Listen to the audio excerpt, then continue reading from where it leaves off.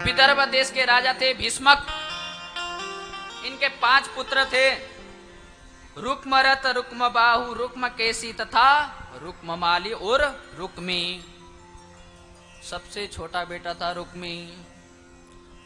5 बेटों को बैठाए भीष्मक जी ने, बोले अब हमारी जो कन्या है रुक्मणी वो बड़ी हो चुकी है, अब इसका विवाह कर देना चाहिए। क्या हुआ? बोले महाराज, रुक्मी बोले किसके साथ करोगे? बोले मैंने एक वर को पसंद किया है। कौन? बोले श्री कृष्ण। श्री कृष्ण के संग रुक्मणी का विवाह हो जाना चाहिए। तभी रुक्मी खड़ा हुआ, अच्छा उस छलिया के संग विवाह कराओगे मेरी बहन का? न उसका माँ बाप का पता, कोई कहता है देवकी का पुत्र है, कोई कहता है यशोदा का पुत्र है, न उसके खानदान का पता, न उसका रहने का ठिकाना। उसके साथ, उस छलिया के साथ मेरी बहन का विवाह कराओगे? बोले किससे करोगे? भीष्मक जी बोले किससे करोगे फिर? बोले मैं तो शिशुपाल के साथ विवाह करूंगा। अच्छा, लेकिन भीष्मक जी कुछ नहीं बोले। क्यों? शिशुपाल जरासंध का मित्र था और जो रुक्मी था वो भी जरासंध का मित्र था। अच्छा ठीक है, जो सो तुम मर्जी कर लो। रुक्मी आया, लौट करके घूम करके आया और कह के आ गया शिशुपाल को, परसों बरात लेके आ जाना। क्या क्या के आया? परसों बरात लेकर के आ जाना, मेरी बहन से विवाह कर लेना और चले जाना। भीष्मक जी बोले अच्छा बेटा, सगाई वाई हो गई, कुछ हुआ? कुछ नहीं बाबा, हमारे यहाँ सगाई वाई नहीं होती। मैंने तो उससे जाकर के कह दिया बारात लेके आएगा, शादी करके और ले जाएगा।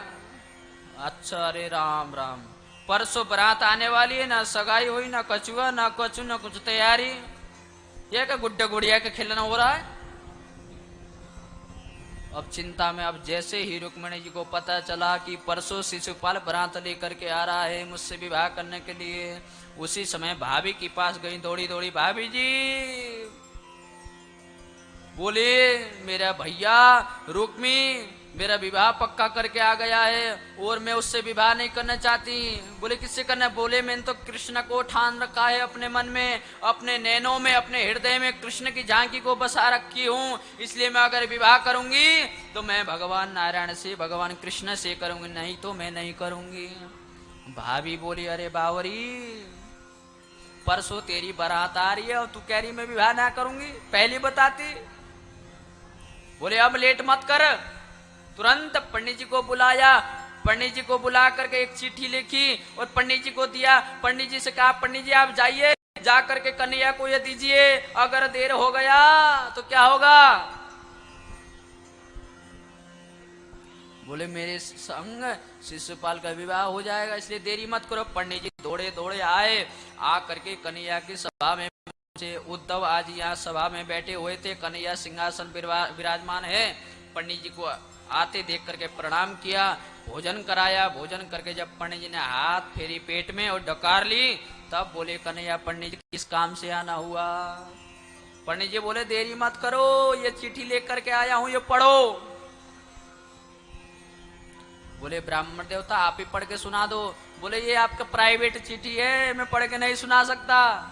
बोले नहीं आप ही पढ़ के सुनाओ, मैंने कोई भी बातें ब्राह्मण से नहीं छुपाया, इसलिए आप पढ़ के सुनाओ।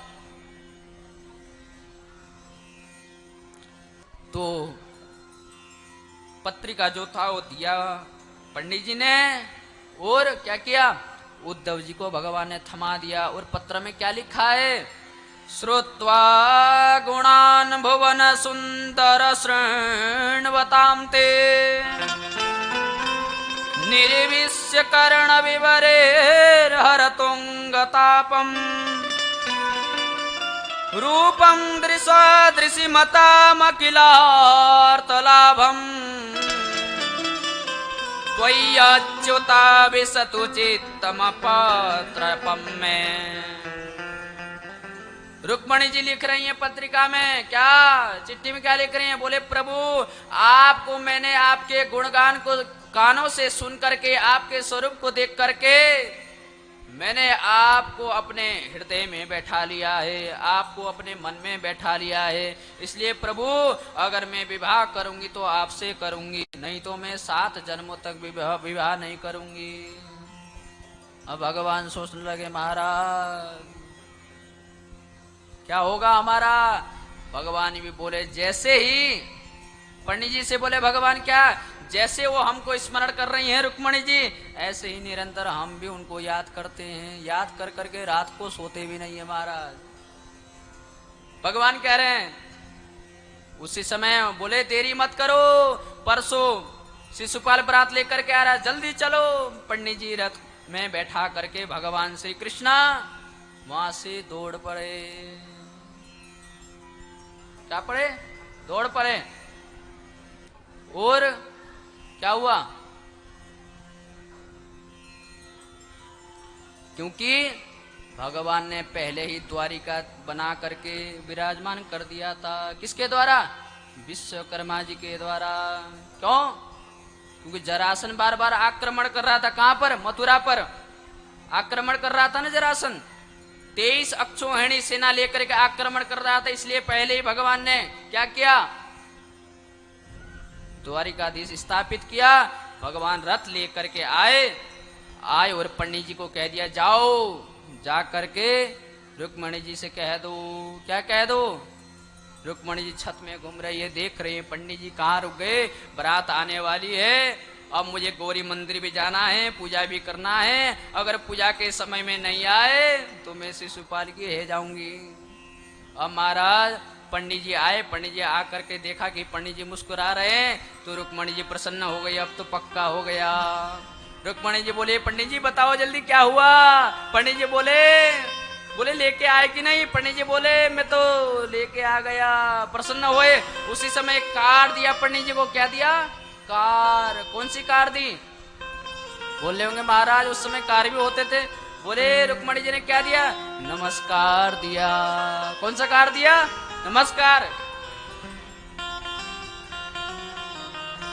नमस्कार दिया। और रुक्मणी जी अपनी सखियों के साथ गौरी पूजन के लिए आई। गौरी पूजन के लिए आई। जितने सेवक थे, सब द्वारपाल थे, जो थे सब खड़े हैं, रुक्मणी जी की रक्षा के लिए खड़े हैं। अब जरासन शिशुपाल बरात लेकर के आ रहे हैं, मंडप पर बरात पहुंचने वाला है। उसी समय गौरी पूजन करने गई। अब उन्होंने भगवान को तो कभी देखा नहीं। अब वो सोच रहे इतने सारे राजा हैं, अब इसमें से कौन से भगवान है मुझे कैसे पता चले। अब इतने सारे हैं, अब इनमें से पता कौन सा चलेगा मेरे नारायण कौन से। उसी समय क्या हुआ? भगवान मंद मंद मुस्कुराते हुए बीच में से आए। अपने माया को छोड़ दिया। सब राजा भूल गए कि हम यहाँ किस लिए खड़े थे। सब सेवक भूल गए हम किस लिए खड़े थे। भगवान ने ऐसी माया की जाल बिछाई, सीधे गए, जा करके रुक्मणी जी का हाथ पकड़ के ले गए। ले जा करके रथ में बैठाए। रथ में बैठा कर 2-4 बार हो गए महाराज। अब जितने भी सेवक थे सोच रहे हम तो यहाँ किस लिए खड़े थे। एक बोल पड़ा, अरे हम तो रुक्मणी जी की रखवाली के लिए खड़े थे। कहाँ है? बोले वो एक आया राजा, वो उठा करके ले गया। अरे महाराज अब हमें शिशुपाल नहीं छोड़ेगा। अब जाते जाते जैसे ही रुक्मी को पता चला कि कृष्ण आकर के मेरी बहन को ले गया, उसी समय युद्ध करने के लिए चला और मार्ग में जा करके भगवान से युद्ध करने लगा। क्या करने लगा? युद्ध करने लगा। अब क्या हुआ महाराज? तलवार लेकर के भगवान मारने वाले थे, उसी समय चरण में पड़ गई। बोले स्वामी मैं आपकी पत्नी हूँ, ये भी तो आपका कुछ रिश्तेदार लगेगा, इसलिए ये आपका रिश्तेदार, इसे छोड़ दो। उसी समय भगवान ने रुक्मी को छोड़ दिया। पीछे से जितने थे सेवक सब पहुंच गए, सब पहुंच गए। उसी समय बलराम जी भी वहां पहुंच गए। बलराम जी ने सबको समाप्त कर दिया और कहा, कन्हैया तू द्वारिका चले जा।